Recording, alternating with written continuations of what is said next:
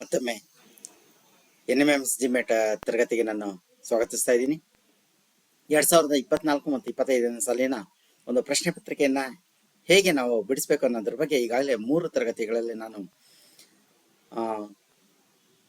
ಬೋಧನೆಯನ್ನು ಮಾಡಿ ಅದನ್ನು ಈಗಾಗಲೇ ನನ್ನ ಯೂಟ್ಯೂಬ್ ಚಾನಲ್ಗೆ ಅಪ್ಲೋಡ್ ಮಾಡಿದ್ದೀನಿ. ನನ್ನ ಒಂದು ಯೂಟ್ಯೂಬ್ ಚಾನಲ್ಗೆ ಸಬ್ಸ್ಕ್ರೈಬ್ ಆಗಿ ಪ್ರತಿಯೊಂದು NMMS ಜಿಮೆಟ್ ಸಂಬಂಧಪಟ್ಟಂತೆ ಎಲ್ಲಾ ಸಮಗ್ರ ಮಾಹಿತಿ ಸಹ ನಿಮಗೆ ಅಲ್ಲಿ ಸಿಗುತ್ತೆ. ಹಾಗೆ NMMS ತರಗತಿಯಲ್ಲಿ ಏನೆಲ್ಲ ನಾವು ಅಭ್ಯಾಸ ಮಾಡಬೇಕು ಇದಕ್ಕೆ ಸಂಬಂಧಪಟ್ಟಂಗೆ ಹಲವಾರು ವಿಡಿಯೋಗಳು ಅಪ್ಲೋಡ್ ಮಾಡಿದ್ದೀನಿ. ಅದನ್ನ ನೀವು ಸಂಪೂರ್ಣವಾಗಿ ಅಭ್ಯಾಸ ಮಾಡಿದಂತ ಪಕ್ಷದಲ್ಲಿ ಮುಂದಿನ ಒಂದು ಹಲವಾರು ಪರೀಕ್ಷೆಗಳನ್ನು ನೀವು ನಿಮ್ಮ ಜೀವನದಲ್ಲಿ ಎದುರಿಸಬೇಕಾಗತ್ತೆ. ಅದ್ರಲ್ಲಿ ಜಿಮ್ಯಾಟ್ ಅತ್ಯಂತ ಮಹತ್ವದಂತ ಒಂದು ಪ್ರಶ್ನೆಗಳಿರುತ್ತೆ. ಅಂತ ಒಂದು ಪ್ರಶ್ನೆಗಳನ್ನ ನಾವು ಬಿಡಿಸುವಂತ ಒಂದು ಸಂದರ್ಭದಲ್ಲಿ ನಿಮ್ಗೆ ಬೇಸಿಕ್ ಆಗಿ ಬೇಕಾಗಿರೋಂತ ಒಂದು ಜಿಮ್ಯಾಟ್ ಪ್ರಶ್ನೆಗಳನ್ನ ನಿಮ್ಮ ಈ ಒಂದು ಪ್ರಶ್ನೆ ಪತ್ರಿಕೆಯಲ್ಲಿ ಒಳಗೊಂಡಿರುತ್ತೆ ಅಂತ ಹೇಳ್ಬಹುದು. ನಿಮ್ಮ ಒಂದು KS ಇರ್ಬೋದು, IAS ಇರ್ಬೋದು, ಕ್ಲರಿಕಲ್ ಪೋಸ್ಟ್ ಇರ್ಬೋದು, ಟೀಚರ್ ಪೋಸ್ಟ್ ಇರ್ಬೋದು, ಟೆಟ್ ಎಕ್ಸಾಮ್ ಇರ್ಬೋದು, ಯಾವುದೇ ಒಂದು ಪರೀಕ್ಷೆನ ನೀವು ಎದುರಿಸಬೇಕಾದ್ರೂ ಸಹ ಜಿಮ್ಯಾಟ್ ಅತ್ಯಂತ ಮಹತ್ವದ್ದಾಗಿರುತ್ತೆ. ಹಾಗಾಗಿ ಜಿಮ್ಯಾಟ್ ನ ಯಾರು ಸಮಗ್ರವಾಗಿ ಅಧ್ಯಯನ ಮಾಡ್ತಾರೋ, ಯಾರು ಅದನ್ನು ರೂಢಿಸ್ಕೊಳ್ತಾರೋ ಅಂತವ್ರಿಗೆ ಖಂಡಿತ ನಿಮ್ಮ ಒಂದು ಪರೀಕ್ಷೆಯಲ್ಲಿ ಯಶಸ್ವಿ ಆಗ್ತೀರಾ ಅಂತ ನಾನು ಭಾವಿಸ್ತಾ 8ನೇ ತರಗತಿಯ NMMS ಜಿಮ್ಯಾಟ್ ಇದರ ಒಂದು 4ನೇ ತರಗತಿ ನಾನು ಆರಂಭ ಮಾಡ್ತಾ ಇದ್ದೀನಿ. ಈಗಾಗಲೇ 72 ಪ್ರಶ್ನೆಗಳು ನಿಮಗೆ 71 ಪ್ರಶ್ನೆಗಳು ಮಾಡಿದ್ದೀನಿ.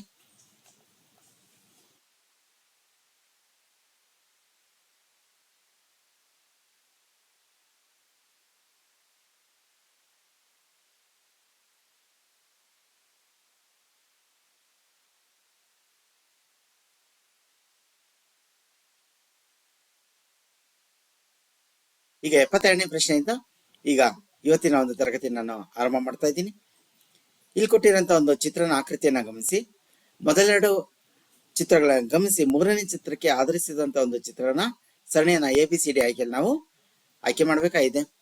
ಇನ್ the given figure there is a relationship between the first 2 figures. The same relationship exist between the next 2 figures. Find the correct from the given alternatives ಅಂತ ಇದೆ. ಇದೇನಿಲ್ಲ, ಅತ್ಯಂತ ಸುಲಭವಾಗಿದೆ.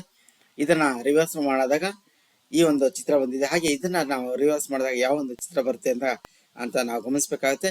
ಇದು ರೈಟ್ ಸೈಡ್ ಇದೆಯಾ ಲೆಫ್ಟ್ ಸೈಡ್ ಇದೆ ಅಂತ ನೋಡ್ಬೇಕು. ಇದು ರೈಟ್ ಸೈಡ್ ಇದೆ, ಬಲಗಡೆ ಇದೆ. ಇದು ರೈಟ್ ಸೈಡ್ ಇದೆ, ಲೆಫ್ಟ್ ಸೈಡ್ ಇದೆ, ರೈಟ್ ಸೈಡ್ ಬಂದಿದೆ.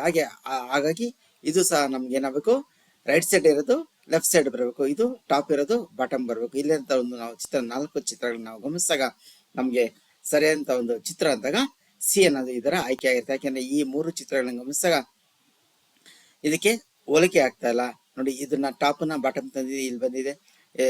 ಇದು ಟಾಪ್ ಅಲ್ಲಿ ರೈಟ್ ಸೈಡ್ ಇರೋದು ಲೆಫ್ಟ್ ಸೈಡ್ ತಂದಿದೆ. ಇದು ಸಹ ಕಾರ್ನರ್ ಚೇಂಜ್ ಆಗಿದೆ. ಇದನ್ನ ನಾವು ಗಮನಿಸಿದಾಗ ನಮ್ಮ ಉತ್ತರ C ಆಗಿರುತ್ತೆ ಅಂತ ಹೇಳ್ಬೋದು. ಮುಂದಿನ ಒಂದು ಪ್ರಶ್ನೆಯನ್ನು ಗಮನಿಸಿ.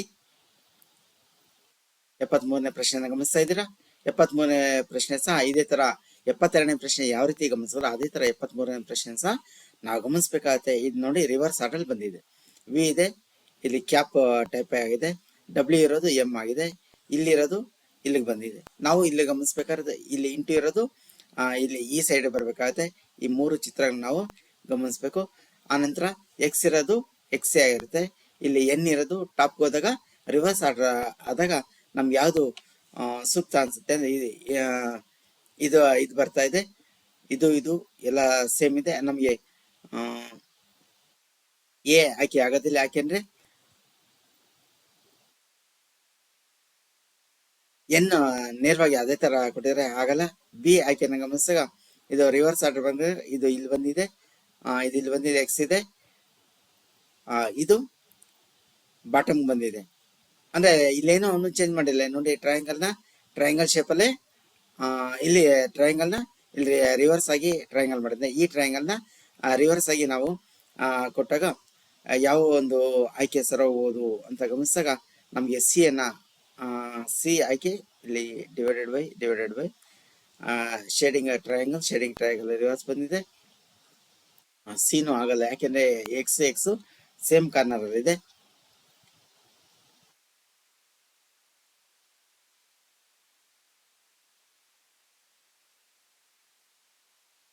ಇದು ಆಗ್ತಾ ಇಲ್ಲ.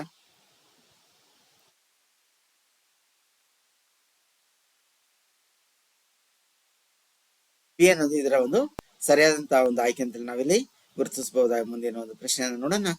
74ನೇ ಪ್ರಶ್ನೆಯನ್ನು ಗಮನಿಸಿ. ಇದು ಸಹ ನಾವೇನ್ ಮಾಡೋದು, ರಿಲೇಶನ್ಶಿಪ್ ನ ಸಂಬಂಧಪಟ್ಟಂತ ಒಂದು ಪ್ರಶ್ನೆ ಆಗಿದೆ. ಇಲ್ಲೇ ರೈಟ್ ಸೈಡ್ ಯಾವ್ದು ಲೆಫ್ಟ್ ಸೈಡ್ ಯಾವ್ದು ಅಂತ ಅಬ್ಸರ್ವ್ ಮಾಡಬೇಕು. ಈ ಒಂದು ಚಿತ್ರದಲ್ಲಿ ಇದು ಲೆಫ್ಟ್ ಸೈಡ್, ಇದು ಲೆಫ್ಟ್ ಸೈಡ್ ಇರೋದು ರೈಟ್ ಸೈಡ್ ಬಂದಿದೆ, ಇಲ್ಲಿ ರೈಟ್ ಸೈಡ್ ಇರೋದು ಲೆಫ್ಟ್ ಬಂದಿದೆ. ಹಾಗೆ ಇಲ್ಲಿ ಸರ್ಕಲ್ ಟಾಪ್ ಅಲ್ಲಿ ಇದೆ, ರೈಟ್ ಸೈಡ್ ಟಾಪ್ ಇದೆ, ಹಾಗೆ ರೈಟ್ ಸೈಡ್ ಬಾಟಮ್ ಬಂದಿದೆ. ಅದೇ ತರ ಇಲ್ಲೊಂದು ಸಹ ನಾವು ಗಮನಿಸಬೇಕಾಗುತ್ತೆ. ಗಮನಿಸಿದಾಗ ಇಲ್ಲಿ ರೈಟ್ ಸೈಡ್ ಇದು ರೊಟೇಷನ್ ರೈಟ್ ಸೈಡ್ ಆಗಿದೆ, ಇದು ರೈಟ್ ಸೈಡ್ಗೆ ರೊಟೇಷನ್ ತಗೊಂಡಾಗ ಇದು ಟಾಪ್ ಹೋಗುತ್ತೆ. ನೆಕ್ಸ್ಟ್ ಇಲ್ಲಿರೋಂಥದ್ದು ಇಲ್ಲಿಗೆ ಕರೆಕ್ಟ್ ಬಂದು ಇಲ್ಲಿ ಶೇಡಿಂಗ್ ಎಲ್ಲಿದೆ, ಹಾಗಾಗಿ ಇಲ್ಲೇ ಈಗಾಗಲೇ ಡಿ ಆಯ್ಕೆ ಅಂತ ತೋರಿಸ್ತಾ ಇದೀವಿ. ಇದರ ಒಂದು ಆಯ್ಕೆ ಡಿ ಆಗಿರುತ್ತದೆ. ಡಿ ಇದಕ್ಕೆ ಸರಿಯಾದ ಒಂದು ಆಯ್ಕೆ ಆಗಿರುತ್ತೆ. ಮುಂದಿನ ಒಂದು ಪ್ರಶ್ನೆ 75ನೇ ಪ್ರಶ್ನೆ.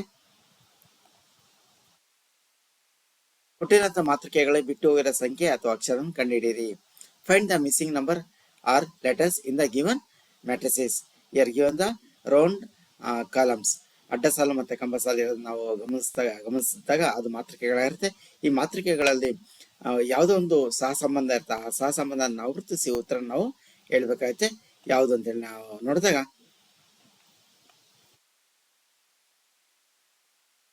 18, 13, 31 ಈ ಮೂರನ್ನು ಕೊಡಿದ್ರೆ 62 ಆಗುತ್ತೆ. ಹಾಗೆ 25, 18, 19 ಕೊಡಿದ್ರೆ 62 ಆಗುತ್ತೆ. ಇಲ್ಲೂ 62 ಬರಬೇಕು ಅಂದ್ರೆ 21, 20 ಕೊಡಿದ್ರೆ 50 ಆಗುತ್ತೆ. 50ಕ್ಕೆ ಯಾವ ಸಂಖ್ಯೆನ ಕೊಡಿದ್ರೆ 62 ಆಗುತ್ತೆ ಅಂದ್ರೆ 12 ಆಗುತ್ತೆ. ಹಾಗಾಗಿ ಇಲ್ಲಿ 12 ಇರೋಂತ ಒಂದು ಆಯ್ಕೆನ ನಾವು ಗಮನಿಸಿದಾಗ ಬಿ ಅನ್ನೋದು ಇದರ ಒಂದು ಉತ್ತರ ಆಗಿರುತ್ತೆ. ಮುಂದಿನ ಒಂದು ಪ್ರಶ್ನೆ 76ನೇ ಪ್ರಶ್ನೆಯನ್ನು ನೀವು ಗಮನಿಸ್ತಾ ಇದ್ದೀರಾ. 76ನೇ ಪ್ರಶ್ನೆಯಲ್ಲಿ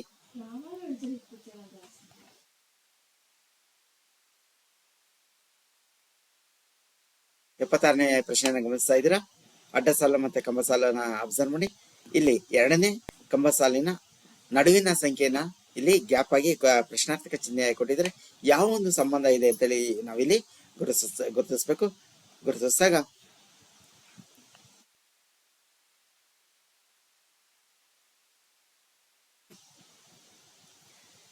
13, 16, 19 ಇಲ್ಲಿ 3 ಡಿಫ್ರೆನ್ಸ್ ಇದೆ. ಹಾಗೆ ಇಲ್ಲಿ 17, 14 ಮತ್ತೆ 11 ಇದೆ. 17ರಲ್ಲಿ 3 ಕಳೆದ್ರೆ 14 ಬರುತ್ತೆ. 14ರಲ್ಲಿ 3 ಕಳೆದ್ರೆ 17 ಬರ್ಬೇಕು, 11 ಬರುತ್ತೆ. ಹಾಗಾಗಿ ಇಲ್ಲಿ ಯಾವುದೋ ಒಂದು ಸಹ ಸಂಬಂಧ ಇದೆ. ಇಲ್ಲಿರೋಂಥ ಸಂಖ್ಯೆ ಯಾವುದನ್ನು ನಾವು ಇಲ್ಲಿ ಆದೇಶಿಸಿದಾಗ ಇಲ್ಲಿ ಕರೆಕ್ಟ್ ಮ್ಯಾಚಿಂಗ್ ಆಗುತ್ತೆ ಅಂತ ನೋಡ್ಬೇಕಾಗುತ್ತೆ. ಇಲ್ಲಿ 15ನ ತಗೊಂಡ್ರೆ ಏನಾಗುತ್ತೆ, 10ಕ್ಕೆ 5 ಕೂಡ 15 ಆಗುತ್ತೆ. 15ಕ್ಕೆ 5 ಕೊಡಿದ್ರೆ 20 ಆಗುತ್ತೆ. ಇಲ್ಲಿ 24 ಇದೆ, ಆಗಲ್ಲ. ಇಲ್ಲಿ 13 ತಗೊಂಡಾಗ 10ಕ್ಕೆ 3 ಕೊಡಿದ್ರೆ 13 ಆಗುತ್ತೆ. 13ಕ್ಕೆ 3 ಕೊಡಿದ್ರೆ 16 ಆಗುತ್ತೆ. ಇಲ್ಲಿ ಇದು ಆಗಲ್ಲ. ನೆಕ್ಸ್ಟ್ ಸಿ ಆಯ್ಕೆ ನೋಡೋಣ. 10ಕ್ಕೆ ಇಲ್ಲಿ 17 ಕೊಟ್ಟರೆ 10ಕ್ಕೆ 10 plus 7 is equal to 17. 17 plus 7 is equal to 24. Because answer is options is C. ನಮ್ಮ ಒಂದು ಉತ್ತರ ಯಾವ್ದಾಗಿರ್ಬೇಕು, ಸಿ ಅನ್ನೋದು ಇದರ ಉತ್ತರ ಆಗಿರುತ್ತೆ. ಮುಂದಿನ ಒಂದು ಪ್ರಶ್ನೆ. ಇಲ್ಲೂ ಸಹ ಮ್ಯಾಟ್ರಿಸಸ್ ಅಂದ್ರೆ ಮಾತೃಕೆಗಳಿಗೆ ಸಂಬಂಧಪಟ್ಟಂತ ಒಂದು ಪ್ರಶ್ನೆ ಇದೆ. ಯಾವ ಒಂದು ಪ್ರಶ್ನೆ ಇದಕ್ಕೆ ಉತ್ತರ ಸೂಕ್ತ ಆಗುತ್ತೆ ಅಂತ ಹೇಳಿ ನಾವು ಗಮನಿಸಿದಾಗ ಇದರ ಒಂದು ಸಹ ಸಂಬಂಧ ನಾವು ನೋಡ್ಬೇಕಾಗತ್ತೆ.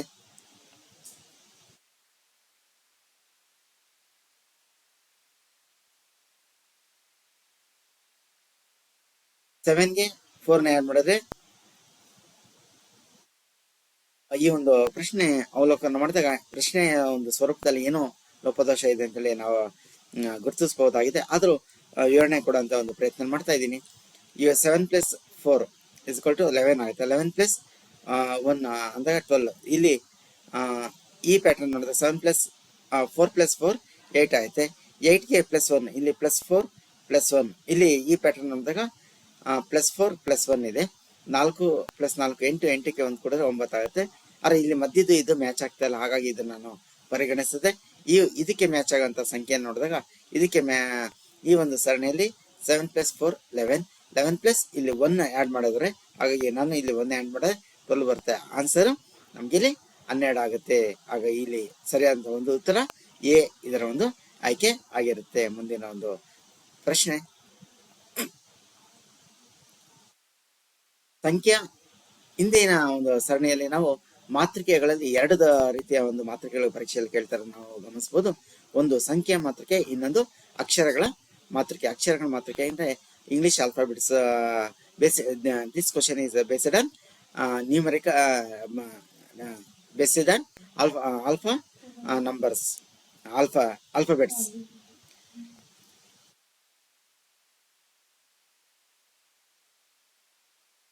ಇಲ್ಲಿ ನಾವು ಈ ಒಂದು ಪ್ರಶ್ನೆ ನಾವು ಬಿಡಿಸುವಂತ ಒಂದು ಸಂದರ್ಭದಲ್ಲಿ ಏನೇನು ಸಹ ಸಂಬಂಧ ಇದೆ ಅಂತ ನಾವು ಗುರುತಿಸಬಹುದಾಗಿದೆ.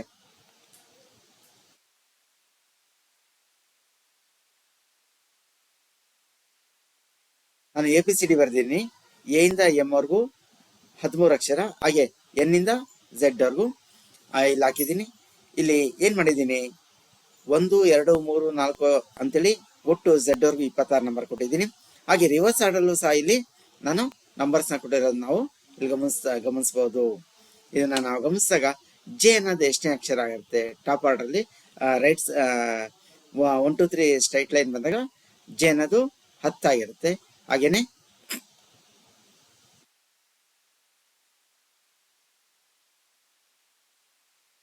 ಎ ಅನ್ನೋದು ಫಸ್ಟ್ ಲೆಟರ್ ಆಗಿರುತ್ತೆ. ಐ ಅನ್ನೋದು 9ನೇ. ಏನ್ ಸಂಬಂಧ ಇದೆ, 10ರಲ್ಲಿ 9 ಕಳೆದ್ರೆ 1 ಬರ್ತಾ ಇದೆ. ಹಾಗೇನೆ ಎನ್ ಅನ್ನೋದು ಎಷ್ಟನೇ ನಂಬರ್ ಇಲ್ಲಿ 14. ಎಫ್ ಅನ್ನೋದು ಇಲ್ಲಿ ಗಮನಿಸಿ 6. 14ರಲ್ಲಿ 6 ಕಳೆದ್ರೆ 8 ಬರುತ್ತೆ. 8ನೇ ಲೆಟರ್ ಎಚ್ ಇಲ್ಲಿ ಕರೆಕ್ಟ್ ಆಗಿದೆ. 8ನೇ ಲೆಟರ್ ಎಚ್ ಆಗಿದೆ. ಅದೇ ಒಂದು ಸೀಕ್ವೆನ್ಸ್ ಅಲ್ಲಿ ಬಂದಾಗ ಕ್ಯೂ ಅನ್ನೋದು 17ನೇದಾಗಿದೆ, ಕೆ ಅನ್ನೋದು 11ನೇದಾಗಿದೆ. 17ರಲ್ಲಿ 11ನ್ನ ಕಳೆದಾಗ 6 ಬರುತ್ತೆ. 17 minus 11 is equal to 6. 6 indicates the alphabets F, because answer is B ಆಯ್ಕೆಯಲ್ಲಿ ಅಂತ F ಅನ್ನೋದಕ್ಕೆ ಇದಕ್ಕೆ ಸರಿಯಾದಂತ ಒಂದು ಉತ್ತರ ಆಗಿದೆ ನಾವು ಇಲ್ಲಿ ಗಮನಿಸಬಹುದಾಗಿದೆ. ಮುಂದಿನ ಒಂದು ಪ್ರಶ್ನೆ ಸರಣಿ ನೋಡೋಣ.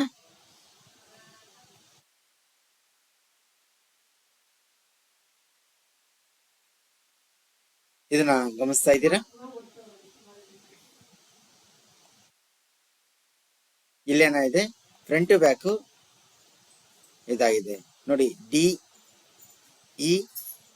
DEF ಹಾಗೇನೆ GHI. Next TUV. ಇದೇನಾಗಿದೆ, ಒಂದು ಆರ್ಡರ್ ಅಲ್ಲಿರೋಂಥ ನಂಬರ್ನ ಸ್ಟಾರ್ಟಿಂಗ್ ನಂಬರ್ನ ಸೆಂಟ್ರಿಗೆ ತಗೊಂಡಿದ್ದಾನೆ. EF ಮತ್ತೆ D ತಗೊಂಡಿದ್ದಾನೆ. ಹಾಗೇನೆ FGH, ಇಲ್ಲಿ G ಎಲ್ಲ ಬರಬೇಕು. FGH ಬಂದಾಗ ಇಲ್ಲಿ ಯಾವ್ದು ಬರುತ್ತೆ, GHI ಬರುತ್ತೆ. GHI. VTO ಬಂದಾಗ ನೋಡಿ, ಟಿ ಅನ್ನೋದು ಇಲ್ಲಿರೋ ಟಿ ಸೆಂಟರ್ ಬಂದಿದೆ. ಹಾಗಾಗಿ ಹೆಚ್ಚು ಬಂದಾಗ ಯಾವ ಸೀರೀಸಲ್ಲಿ ಬರುತ್ತೆ, EFD. TUV. ಇಲ್ಲಿರೋಂಥ ಒಂದು ಸರಣಿಯಲ್ಲಿ ಬಂದಾಗ ನಮ್ಗೆ ಆಯ್ಕೆ ಯಾವ್ದು ಬರುತ್ತೆ,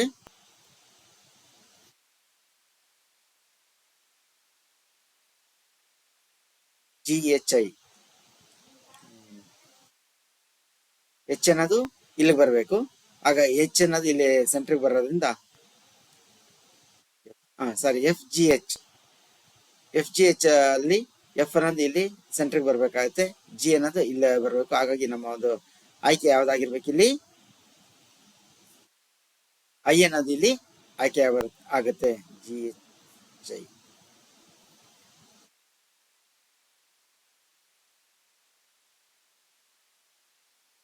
ಫ್ರಂಟ್ ಮತ್ತೆ ಬ್ಯಾಕ್ ನಂಬರ್ನ ಇಲ್ಲಿ ನಾವು ಅಬ್ಸರ್ವ್ ಮಾಡಿ ಗಮನಿಸಿದಾಗ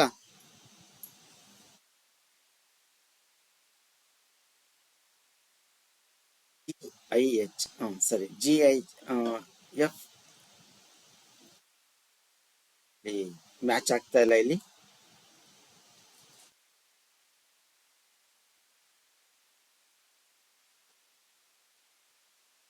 ಚೆನ್ನದು HIG ಬರಬೇಕು. HIG ಬರಬೇಕಾಯ್ತು. ಇಲ್ಲಿ G ಅನ್ನೋದು ಸ್ಟಾರ್ಟಿಂಗ್ ಕೊಟ್ಟಿದೆ, ಮಿಸ್ ಮ್ಯಾಚ್ ಆಗ್ತಾ ಇದೆ. ಹಾಗಾಗಿ FGH ಜಿ ಅನ್ನೋದು ಇಲ್ಲಿ ಕೊಡ್ಬೇಕಾಯ್ತು, ಅವ್ನು ಇಲ್ಲಿ ಕೊಟ್ಟಿದ್ರೆ ಸ್ಟ್ರೈಕ್ ಕೊಟ್ಟಿದ್ರೆ.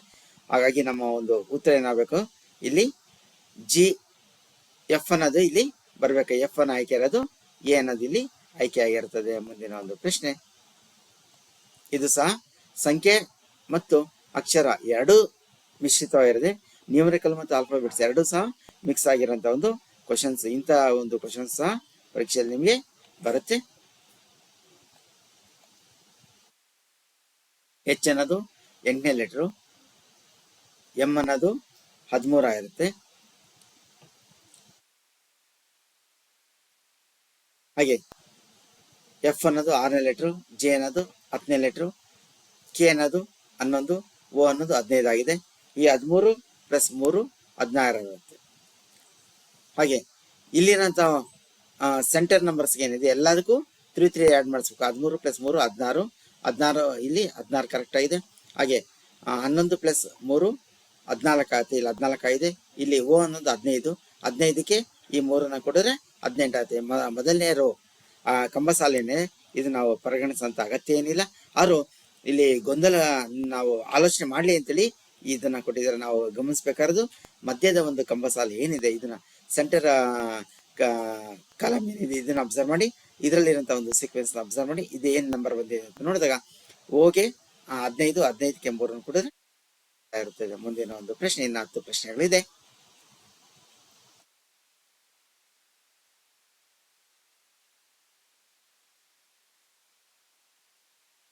ಕೊಟ್ಟಿರುವಂತಹ ಶ್ರೇಣಿಯಲ್ಲಿ ಯಾವುದೇ 3 ಅನುಕ್ರಮ ಸಂಖ್ಯೆಗಳನ್ನು ಪರಿಗಣಿಸಿದಾಗ 2 ಬೆಸ ಸಂಖ್ಯೆಗಳ ನಡುವೆ ಬರುವ ಅವಿಭಾಜ್ಯ ಸಂಖ್ಯೆಗಳು ಎಷ್ಟು? ಇನ್ the given series consider the 3 consecutive numbers. How many prime numbers occurs between any 2 odd number?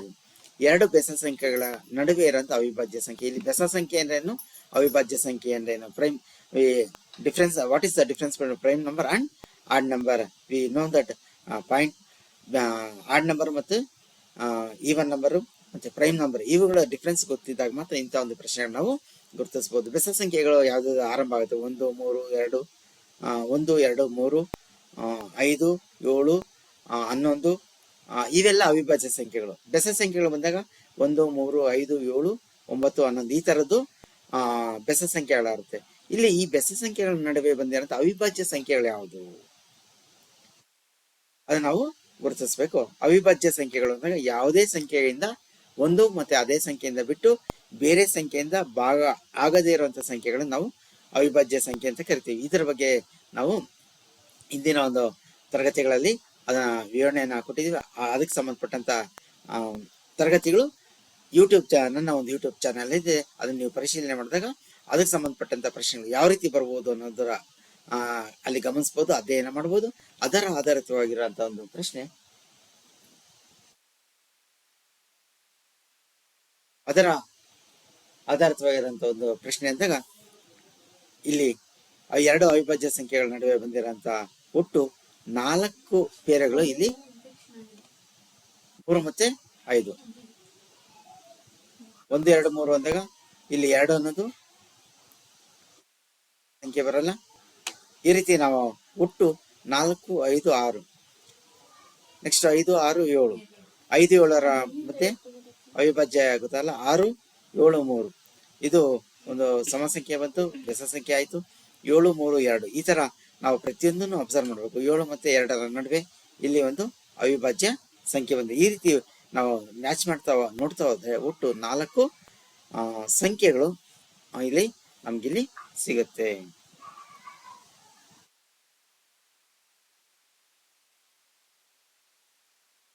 ಇದು ಸಹ ಅದೇ ತರ ಅಕ್ಷರ ಶ್ರೇಣಿಯಲ್ಲಿ ನಾವು ಗಮನಿಸಿದಾಗ ಇಲ್ಲಿ ನಂಬರ್ಸ್ ಕೊಟ್ಟಿದ್ದೀನಿ. 3ರ ಅಪವರ್ತ್ಯಗಳು. ಅಪವರ್ತನ ಅಂದ್ರೇನು, ಅಪವರ್ತ್ಯ ಅಂದ್ರೇನು ಅಂತ ನಮ್ಗೆ ಗೊತ್ತಿರ್ಬೇಕು. ಅಂದ್ರೆ 3ರ ಮಲ್ಟಿಪಲ್ಸ್ ಏನೇನು ಬರುತ್ತೆ, 3 ಮಲ್ಟಿಪಲ್ಸ್ ಇವೆಲ್ಲ ಯಾವ್ದಿದೆ ಅಂತ ನಾವು ಗಮನಿಸಿ ಹೇಳ್ಬೇಕಾಗುತ್ತೆ. ಮತ್ತೆ ಇಲ್ಲಿ ಕೊಟ್ಟಿರೋಂಥದ್ದು ಓವಲ್ಸ್ ಅನ್ನು ಕೊಟ್ಟಿದ್ದಾರೆ,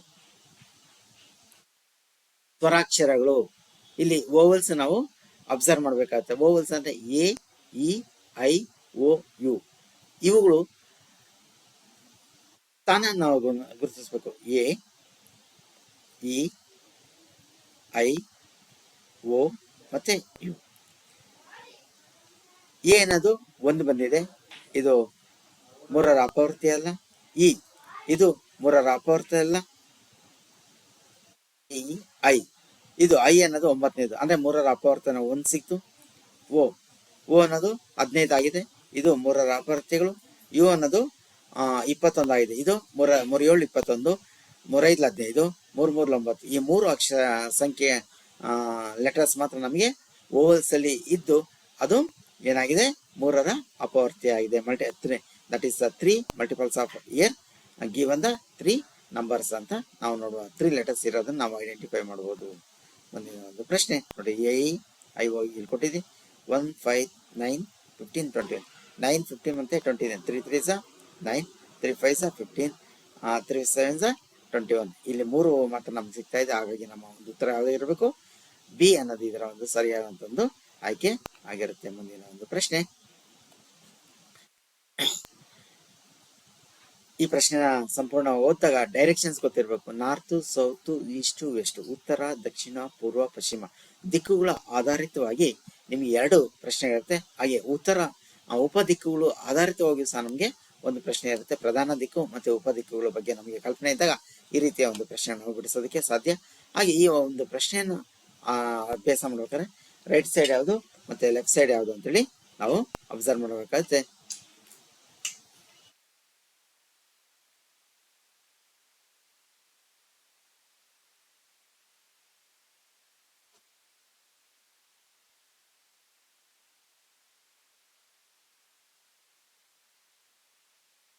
ರಾಜು ತನ್ನ ಮನೆಯಿಂದ ನೋಡಿ ಇಲ್ಲಿಂದ ಎ ಪಾಯಿಂಟ್ ಇಂದ ಅವನು ಸ್ಟಾರ್ಟ್ ಮಾಡ್ತಾನೆ. ಎ ಪಾಯಿಂಟ್ ಇಂದ 12 ಕಿಲೋಮೀಟರ್ ನಾರ್ತ್ ಉತ್ತರಕ್ಕೆ ಅವನು ಡೈರೆಕ್ಷನ್ ಅಲ್ಲಿ ಹೋಗ್ತಾನೆ. ಮತ್ತೆ ರೈಟ್ ಸೈಡ್ ಅಂದಾಗ ಇದು ರೈಟ್ ಸೈಡ್ ಆಗಿರುತ್ತೆ. ಇಲ್ಲಿ 5 ಕಿಲೋಮೀಟರ್ ಅವನು ಜರ್ನಿ ಮಾಡ್ತಾನೆ. ನೆಕ್ಸ್ಟ್ ಇಲ್ಲಿಂದ ಸೌತ್ ಫೇಸ್ ಅಂದ್ರೆ ದಕ್ಷಿಣಕ್ಕೆ ಅವನು ಪುನಃ 16 ಕಿಲೋಮೀಟರ್ ಬರ್ತಾನೆ. 16 ಕಿಲೋಮೀಟರ್ ಬರ್ತಾನೆ. ಮತ್ತೆ ಅವನು ರೈಟ್ ಸೈಡ್ಗೆ ಟರ್ನ್ ಆಗಿ ಇಲ್ಲಿ ಬಿ ಪಾಯಿಂಟ್ ಬಂದು ನಿಂತಿದೆ. ಇದು 5 ಕಿಲೋಮೀಟರ್ ನಡ್ಕೊಂಡು ಬರ್ತಾನೆ. ಅಂದ್ರೆ ಈ ಪಾಯಿಂಟ್ ಇಂದ ಈ ಪಾಯಿಂಟ್ ಎಷ್ಟಿರುತ್ತೆ, ಈ ಪಾಯಿಂಟ್ ಇಂದ ಈ ಪಾಯಿಂಟ್ ಎಷ್ಟಿದೆ. ಆದ್ರೆ ಇಲ್ಲಿಂದ ಇಲ್ಲಿಗೆ 16 ಕಿಲೋಮೀಟರ್ ಇದೆ. ಇವನು ಹೊರಟಿದ್ದು ಎ ಪಾಯಿಂಟ್ ಇಂದ, ಈಗ ಬಂದಿರೋದು ಇಲ್ಲಿ ಬಿ ಪಾಯಿಂಟ್ಗೆ. ಈಗ ಇವೆರಡಕ್ಕೂ ಇರುವಂತ ಡಿಫ್ರೆನ್ಸ್ ಏನಂತ ನಾವು ಗುರುತಿಸ್ಬೇಕು. ಈ ಒಂದು ಗ್ರಾಫ್ ನ ನೋಡಿದಾಗ 16ರಲ್ಲಿ 12 ಕಳೆದಾಗ 4 ಕಿಲೋಮೀಟರ್. ಅಂದ್ರೆ ಈಗ ಅವನಿರೋ ಬಿಂದುವಿನಿಂದ ಅವನ ಮನೆಯಿಂದ ಹೊರಟಂತ ಪಾಯಿಂಟ್ಗೆ ಒಟ್ಟು 4 ಕಿಲೋಮೀಟರ್ ಇದೆ. ಹಾಗೆ ಅದು ಯಾವ ದಿಕ್ಕಲ್ಲಿ ಅವನು ಇದ್ದಾನೆ ಅಂದಾಗ ಈಗ ಸೌತ್ ಫೇಸ್ ಅಲ್ಲಿ ಅವನು ಇದ್ದಾನೆ ಅಂತೇಳಿ ನಾವು ನೋಡ್ಬೋದಾಗಿದೆ. ಇಲ್ಲಿ ಸೌತ್ ಮನೆಯಿಂದ ಹೊರಟಾಗ ಅವನು ಸೌತ್ ಡೈರೆಕ್ಷನ್ ಅಲ್ಲಿ ಇದ್ದಾನೆ ಅಂತ.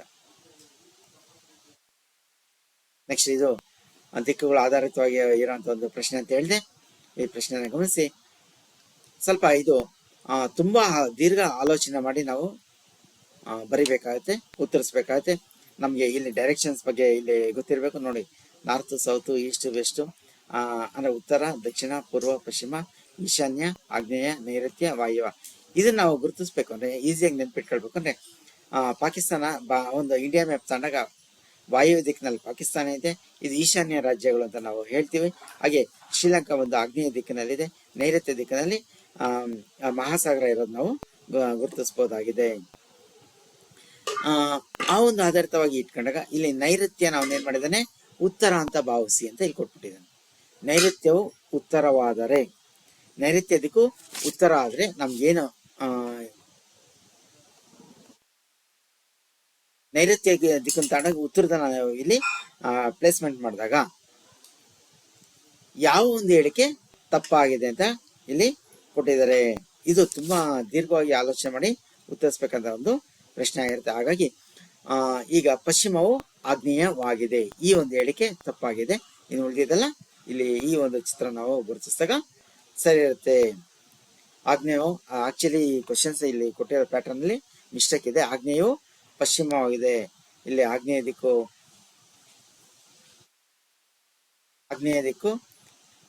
ಪಶ್ಚಿಮ ಅಂತ ಹೇಳಿದ್ರೆ ಆಗ್ನೇಯ ದಿಕ್ಕಲ್ಲಿ ಪಶ್ಚಿಮ ಆಗಿಲ್ಲ. ಒಟ್ಟಾರೆ ಇಲ್ಲಿ ಸರಿಯಾದಂತ ಒಂದು ಉತ್ತರ ಸಿಗದೆ ನಮ್ಮ ಪಶ್ಚಿಮವು ಆಗ್ನೇಯವಾಗಿದೆ. ಇಲ್ಲಿ ಪಶ್ಚಿಮ ದಿಕ್ಕು ಏನಿದೆ, ಈ ಒಂದು ಚಿತ್ರನ ರೊಟೇಟ್ ಮಾಡಿದಾಗ ಪಶ್ಚಿಮ ದಿಕ್ಕು ಎಲ್ಲಿದೆ ಅಂತ ನಾವು ಗುರುತಿಸ್ಬೇಕಾಗ್ತದೆ. ಈಶಾನ್ಯ, ಪೂರ್ವ, ಪಶ್ಚಿಮ. ಈ ಪಶ್ಚಿಮ ದಿಕ್ಕು ಏನಿದೆ, ಈ ಪಶ್ಚಿಮ ದಿಕ್ಕು ಬಂದು ಇಲ್ಲಿ ಆಗ್ನೇಯದಲ್ಲಿ ಇಲ್ಲಿ ಕೂತಿರೋ ನಾವು ಗಮನಿಸಬಹುದು. ಇದೊಂದು ಮಾತ್ರ ಸರಿ ಇದೆ, ಆದರೆ ಇಲ್ಲಿ ಕ್ವಶನ್ ತಪ್ಪಾಗಿದೆ. ನೈಋತ್ಯ ಉತ್ತರವಾಗಿದೆ ಕೊಟ್ಟಿರೋ ಹೇಳಿಕೆಯಲ್ಲಿ ಯಾವುದು ಸರಿಯಾಗಿದೆ ಅಂತ ಕೊಡ್ಬೇಕಾಯ್ತು, ಆದರೆ ತಪ್ಪಾಗಿದೆ ಅಂತ ಕೊಟ್ಟಿದ್ದೇನೆ. ಆದರೆ ಇಲ್ಲಿ ನಾನು ಇಲ್ಲಿ ಕರೆಕ್ಷನ್ ಮಾಡ್ಕೊಂಡಂತ ಮಾಡಿದಾಗ ನಮ್ಗೆ ಸಿಗೋಂಥ ಉತ್ತರ ಇದಕ್ಕೆ 84 ಡಿ ಆಗಿರ್ತದೆ. ಮುಂದಿನ ಒಂದು ಪ್ರಶ್ನೆ,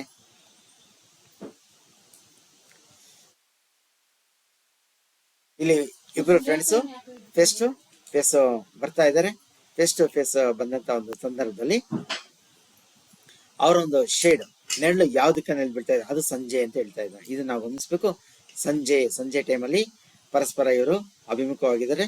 ಅಭಿಮುಖ ಆದಂತ ಒಂದು ಸಂದರ್ಭದಲ್ಲಿ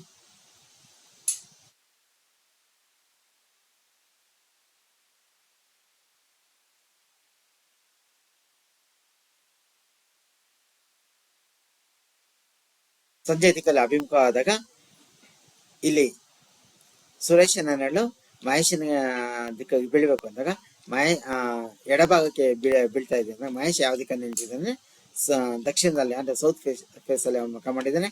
ಅಂದ್ರೆ ನಾರ್ತ್ ಅಲ್ಲಿ ಸುರೇಶ್ ಇದ್ರೆ ಸೌತ್ ಅಲ್ಲಿ ಮಹೇಶ್ ಇದ್ದಾನೆ ಅಂತ ಅರ್ಥ.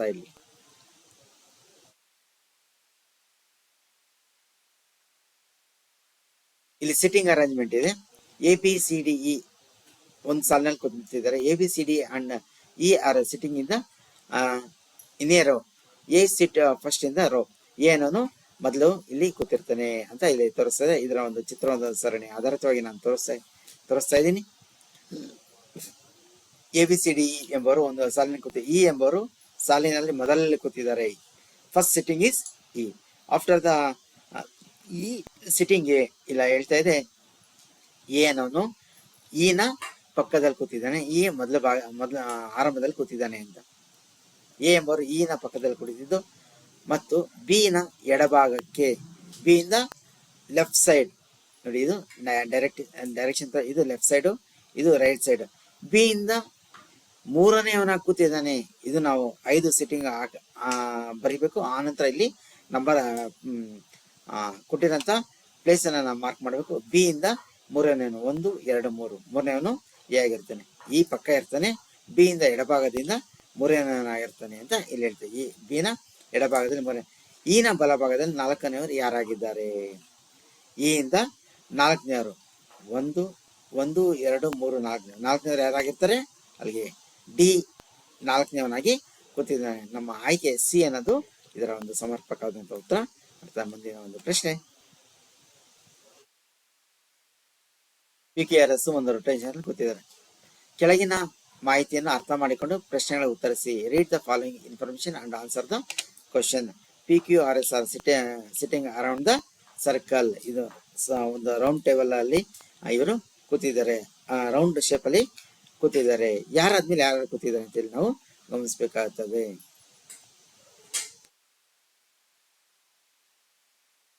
ಟಿ ಎಂಬುವರು ಆರ್ ನ ಬಲಭಾಗದಿಂದ 2ನೇ ಸ್ಥಾನದಲ್ಲಿ ಕೂತಿದ್ದಾರೆ.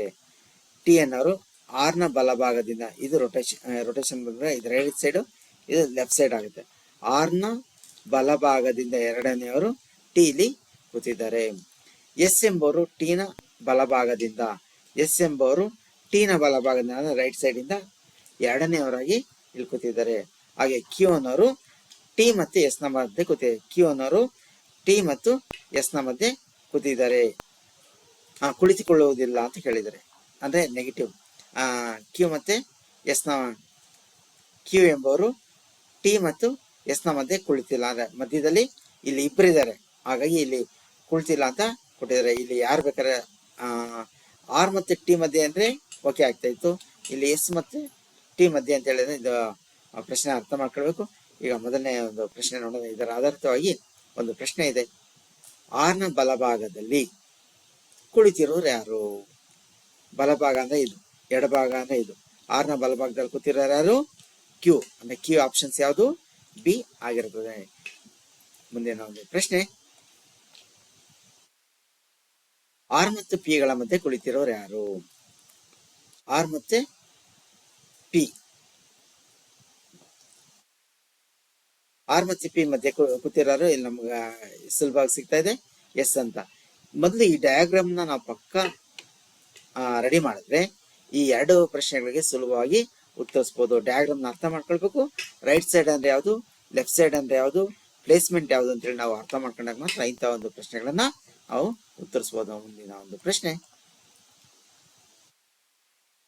ಕೆಳಗೆ ಕೊಟ್ಟಿರುವಂತಹ ಹೇಳಿಕೆಗಳು ಸರಿ ಎಂದು ಭಾವಿಸಿ ಯಾವ ನಿರ್ಣಯಗಳು ತಾರ್ಕಿಕವಾಗಿ ಅನುಸರಿಸುತ್ತವೆ ಎಂದು ನಿರ್ಧರಿಸಿ. ಹೇಳಿಕೆಗಳು: ಎ, ಕೆಲವು ಮಂತ್ರಿಗಳು ಸೈನಿಕರಾಗಿರ್ತಾರೆ, ಆದರೆ ಎಲ್ಲಾ ಸೈನಿಕರು ಧೀರರಾಗಿರ್ತಾರೆ. ಈ ಒಂದು ಸ್ಟೇಟ್ಮೆಂಟ್ ನಾವು ಅಬ್ಸರ್ವ್ ಮಾಡಬೇಕು. Some ministers are soldiers but all soldiers are all soldiers are brave. Conclusion ಏನು? Some braves are soldiers. Second one, all soldiers are ministers. ಕೆಲವು ಧೀರರು ಸೈನಿಕರಾಗಿರ್ತಾರೆ. ಇಲ್ಲಿ ಮೊದಲನೇ ಹೇಳಿಕೆ ತಪ್ಪಾಯ್ತು. ಇಲ್ಲಿ ಎಲ್ಲಾ ಸೈನಿಕರು ಧೀರರಾಗಿದ್ದಾರೆ ಮೇಲೆ ಎಲ್ಲಾ ಧೀರರು ಸೈನಿಕರಾಗಿರ್ತಾರೆ ಅಂತ ಅರ್ಥ ಮಾಡ್ಕೋಬಹುದು. ಎಲ್ಲಾ ಸೈನಿಕರು ಮಂತ್ರಿಗಳು, ಇದು ತಪ್ಪೆ. ಎಲ್ಲಾ ಸೈನಿಕರು ಮಂತ್ರಿಗಳಾಗಿರಲ್ಲ, ಕೆಲವು ಮಂತ್ರಿಗಳು ಮಾತ್ರ ಸೈನಿಕರಾಗಿರೋದ್ರಿಂದ ಕೆಲವೇ ಮಂದಿ ಸೈನಿಕರು ಮಾತ್ರ ಇಲ್ಲಿ ಮಂತ್ರಿಗಳಾಗಿರ್ತಾರೆ. ಹಾಗಾಗಿ ಏನ್ ಹೇಳ್ಬೋದು, 1 ಮತ್ತು 2 ಎರಡೂ ತಪ್ಪು ಅಂತ ಹೇಳ್ಬೋದು. ಕೆಲವು ಧೀರರು ಸೈನಿಕರು, ಎಲ್ಲಾ ಸೈನಿಕರು ಮಂತ್ರಿಗಳು ಅಂದ್ರೆ ಒಂದನೇದು ಕೆಲವು ಮಂತ್ರಿಗಳು ಸೈನಿಕರು ಅಂದ್ರೆ ಕೆಲವು ಧೀರ ಸೈನಿಕರು. ಓಕೆ, ಇದು ಸರಿ ಇದೆ. ಇದು ಎರಡನೇದು, ಎಲ್ಲಾ ಸೈನಿಕರು ಮಂತ್ರಿಗಳಾಗಿರೋಕ್ಕೆ ಸಾಧ್ಯ ಇಲ್ಲ. ಎಲ್ಲಾ ಸೈನಿಕರು ಮಂತ್ರಿಗಳಾಗಿರೋಕ್ಕೆ ಸಾಧ್ಯ ಇಲ್ಲ. ಹಾಗಾಗಿ ನಮ್ಮ ಒಂದು ಉತ್ತರ ಒಂದೇ ಸರಿ, ಎರಡನೇದು ತಪ್ಪು ಅನ್ನೋದು ಹೇಳ್ಬೇಕಾಯ್ತು. ಬಿ ಆಯ್ಕೆ ನಮಗೆ ಸರಿ ಅಂತ ಒಂದು ಉತ್ತರ ಆಗಿರುತ್ತೆ. ಮುಂದಿನ ಒಂದು ಕೊನೆಯ ಒಂದು ಪ್ರಶ್ನೆ, ಎಲ್ಲಾ ಕಾರ್ಯಗಳು ಕಂಪ್ಯೂಟರ್ಗಳು, ಯಾವುದೇ ಕಂಪ್ಯೂಟರ್ ಪುಸ್ತಕವಲ್ಲ. ಇಲ್ಲಿ ನಾವು ಲಾಜಿಕ್ ಅನ್ನು ಅಬ್ಸರ್ವ್ ಮಾಡಬೇಕು. ಕೆಲವು ಕಾರ್ಯಗಳು ಬುಕ್ಸ್ ಆಗಿರುತ್ತೆ, ಕೆಲವು ಕಂಪ್ಯೂಟರ್ಗಳು ಕಾರ್ಯಗಳಾಗಿರುತ್ತೆ ಅಂತ. ಈ ಕನ್ಕ್ಲೂಷನ್ ಬಂದಾಗ all cars are computer, no one computers is books. ಕೆಲವು ಕಾರ್ಯಗಳು ಪುಸ್ತಕಗಳು, ಕೆಲವು ಕಾರ್ಯಗಳು ಪುಸ್ತಕಗಳು ಅಂತ ಹೇಳ್ತಾ ಇದೆ.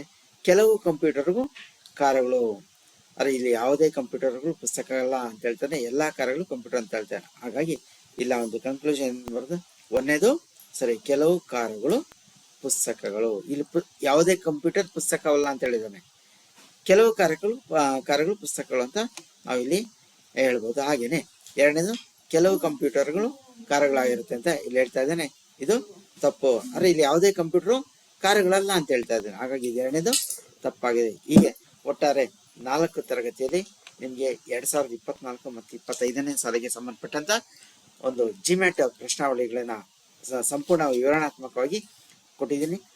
ನಿಮ್ಮ ಒಂದು ಯಶಸ್ಸು ಯಾವುದರ ಆಧರಿಸಿದೆ ಅಂದ್ರೆ ನನ್ನ ಒಂದು ಯೂಟ್ಯೂಬ್ ನಲ್ಲಿ ಇರುವಂತಹ ಹಲವಾರು ತರಗತಿಗಳನ್ನು ವೀಕ್ಷಣೆ ಮಾಡಿದಾಗ ಯಾವ್ಯಾವ ರೀತಿಯ ಪ್ರಶ್ನೆಗಳು ಹೇಗೆ ಉತ್ತರಿಸಬೇಕು ಅನ್ನೋದು ಗೊತ್ತಾಗುತ್ತೆ. ಈಗಾಗಲೇ ನಾನು 5 ವರ್ಷದ ಪ್ರಶ್ನೆ ಪತ್ರಿಕೆಗಳನ್ನು ಬಿಡಿಸಿದ್ದೀನಿ. ಹಾಗೂ ನಿರಂತರ ತರಗತಿಗಳು ಸಹ ಒಂದು ಸೀರೀಸ್ ಅಲ್ಲಿ ಇದೆ. ಹಾಗಾಗಿ ಯೂಟ್ಯೂಬ್ ಚಾನಲ್ನ ಸಬ್ಸ್ಕ್ರೈಬ್ ಆಗಿ ನೀವು ಸಾಕಷ್ಟು ತರಗತಿನ ಗಮನಿಸಿದ್ರೆ ಖಂಡಿತ ನೀವು ಯಶಸ್ಸಾಗ್ತೀರಾ.